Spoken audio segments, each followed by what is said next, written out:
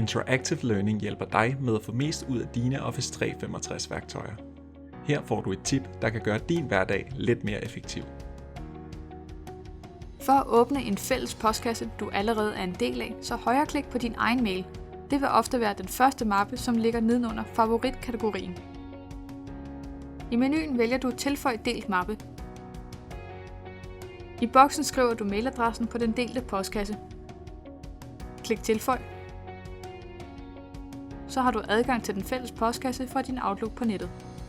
Klik på den, og du kan se de indkomne mails, svare dem og sende mails fra indbakken. Sådan åbner du en fælles postkasse i Outlook på nettet. Vil du vide mere om vores læringsportal? Så klik ind på interactivelearning.dk.